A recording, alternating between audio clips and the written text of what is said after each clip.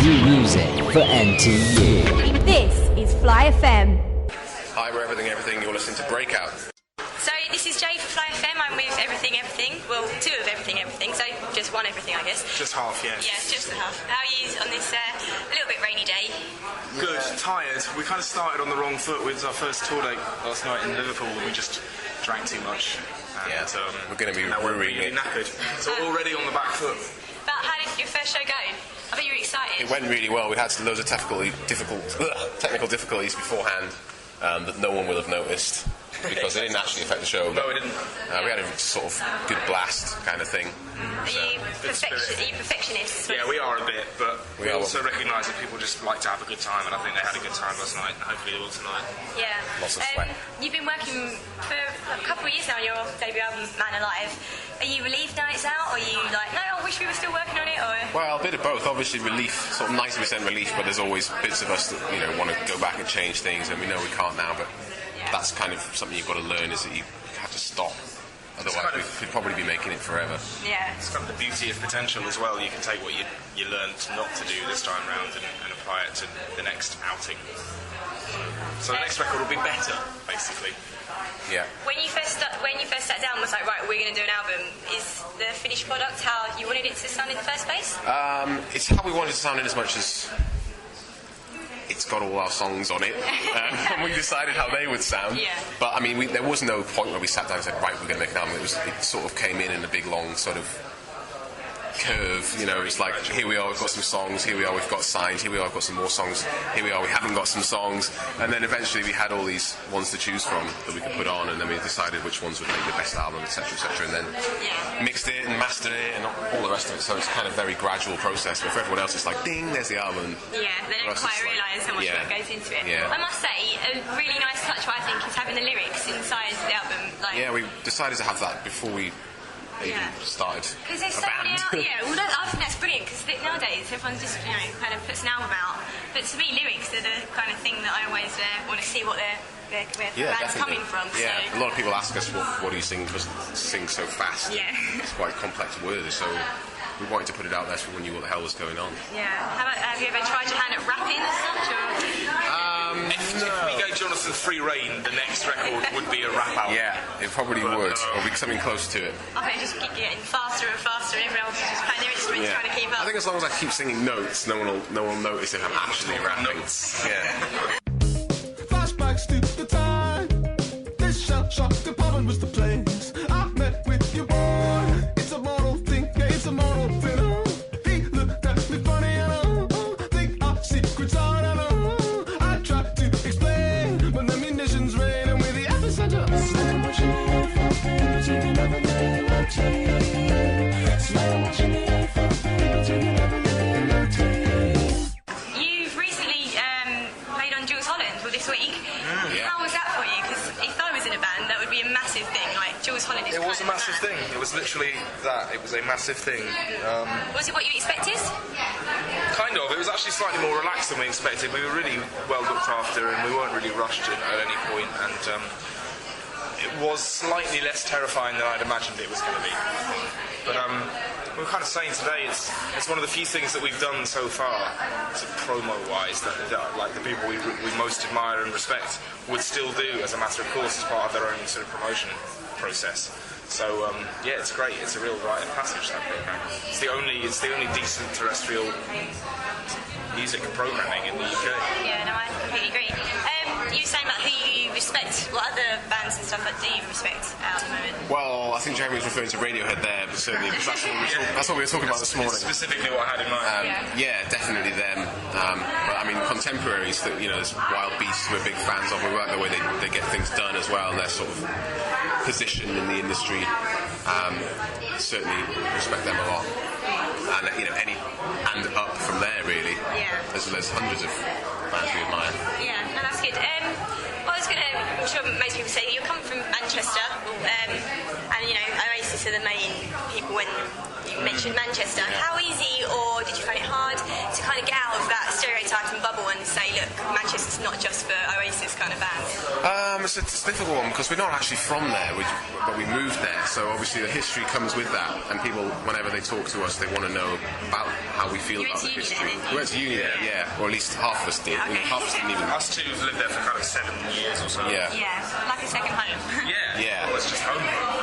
The influence of Oasis wasn't really a big deal for us while we were there. I mean, obviously when we were teenagers, it was a big thing. You know, I was massively into it, but that was when I lived in Newcastle. It had nothing to do with Manchester.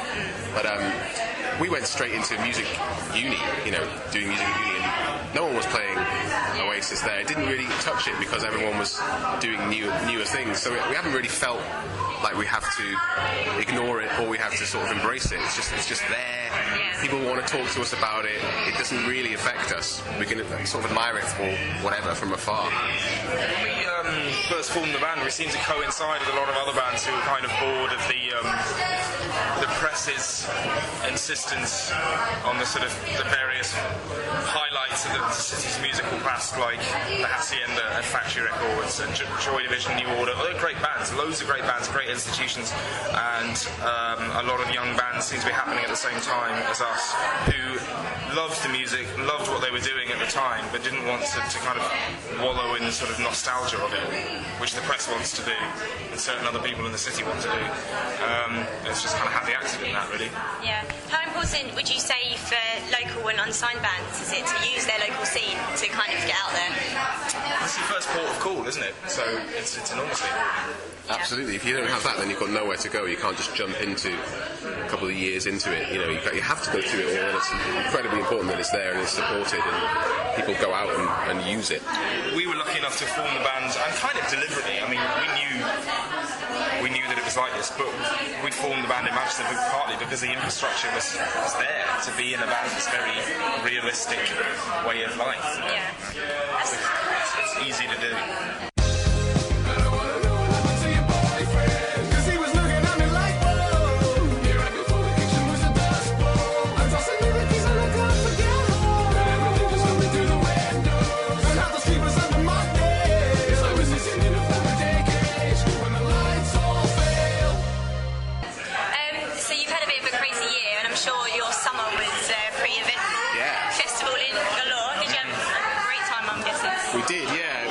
Started to blend into each other after a while, but you know they were all amazing. Parties. They're all great. Parties. Yeah. I was just thinking, driving down the A60 or whatever it was today in the pouring rain, thinking this is it. This is real touring. The summer's over. We've gone back to real touring. Yeah. What was your favourite festival that you did? Or can you have? Reading and Leeds was great. They Can't were really amazing. choose between those. They were both really good shows. Festival was great. Glastonbury was great because we just didn't know what to expect from our whole festival season, and that's kind of how we kicked it off. Yeah. So what is next for everything? Is it crazy gigging or? We're finishing this tour, and then we're going to Iceland, and then we're doing a bit of writing. I'm going to New York as well. Yeah. Straight off to Iceland. We're in New York for a few days. We've never been there, so that'll be amazing. Yeah. Obviously. It'd be good to see different reactions of the crowds, I guess. I mean, going back to festivals, do you prefer playing the out there, in a field kind of thing, or do you prefer it in more intimate gigs? When we've been in the dark for 6 months, we can think of nothing better than getting out to the festivals. So when we've done a year of getting sunburned for summer, we're kind of like, let's get back to our own shows. With our own crowd and sound checks, and we're still getting used to that now. We haven't played club shows much. They're really different, and they're enjoyable in different ways. Yeah. You wouldn't want one without the other, yeah. And how about, what's your favourite gig that you've been to, personally? This summer or ever? Ever. Oh, God. I've got a handful of really great gigs. Share. Recently, I remember we saw Wild Beasts about a year and a half, 2 years ago at the Deaf Institute in Manchester. That was a real eye-opener. We were all gobsmacked after that. Yeah. Michael Jackson at Wembley Stadium. No way. When I was about 6. That's got to be better than anything else I've actually seen, isn't it?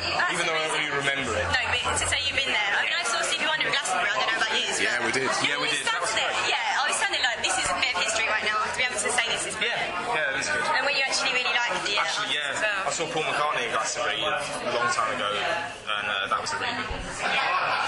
What else was gigs that have been... Bruce Maneuver, I had a really good gig with him once. I did my bit in the crowd. I greatly enjoyed an Idlewild gig when I was a youngster. Yeah. Do you get to go to gigs anymore? Well, not anymore, but do you know what I Almost mean? never, actually. I look at the listings when we are actually at home and think, I'd love to go to that, I'd love to go to that, and I write them down, and then we get booked in to do something else.